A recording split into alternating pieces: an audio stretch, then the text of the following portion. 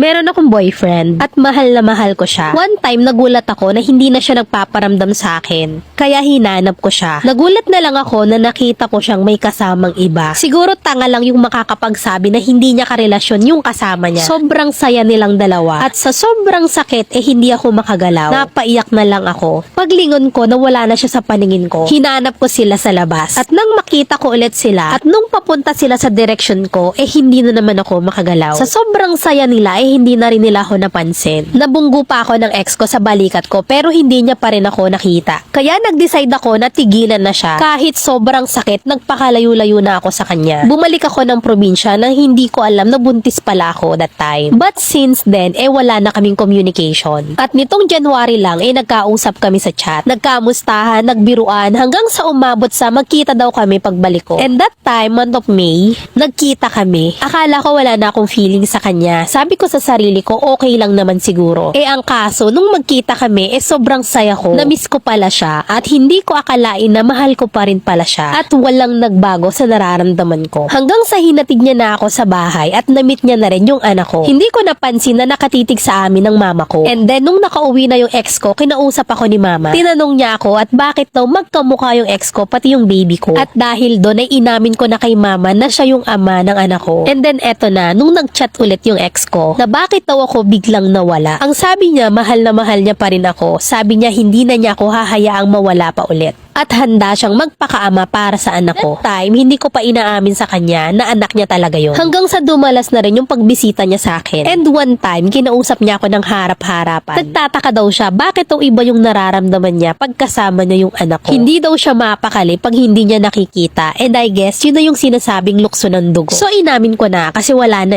kailangan ko na talagang aminin sa kanya. Sobrang saya namin pareho. Umaasa ako na mabubuo na kami bilang isang pamilya. Until one day, may nakita ako sa Facebook niya. May nag-comment na parang girlfriend niya. Kaya tinanong ko kung sino yon. At naloka ako nung sinabi niya sa akin na girlfriend daw niya yon for 6 years. Grabe, nagulat talaga ako. And at the same time, nalungkot para sa aming mag-ina.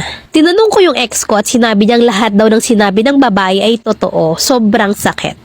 And this time, tinanong ko na siya kung papaano kami. At bakit niya sinabing mahal niya ako. Ang sagot niya, iba daw talaga yung pakiramdam niya, kaya daw niya yun nasabi sa akin. Para ipakilala ko ang bata sa kanya. Hindi niya daw talaga ako mahal at nasabi niya lang daw yun para hindi ko ilayo ang bata sa kanya. Alam kong mali ang umasa pero talagang mahal na mahal ko pa rin siya. Pero hindi niya daw kayang iwan ang girlfriend niya. Nalilito pa rin ako sa kinikilos niya kasi until now ay dinadalaw niya pa rin ang anak ko. At sobrang sweet niya pa rin sa akin para na kaming mag-asawa. Ang mali lang, may girlfriend siya. Hindi ko alam kung pinaglalaroan niya ba ako. And then nung nalaman niyang may nanliligaw sa akin, inaway niya ako. Sobrang laki ng galit niya. Hindi ko naman gusto yung nanliligaw pero nagtataka ako bakit siya nagagalit. Samantalang may girlfriend naman siya at sinabi niya rin na hindi niya ako mahal. Sobrang gulong-gulo ko, Mami Len. I really need an advice. At hindi ko rin alam kung hanggang kailan ko puputulin ang katangahan ko. From our letter sender, Daisy rin ng San Pedro, Laguna.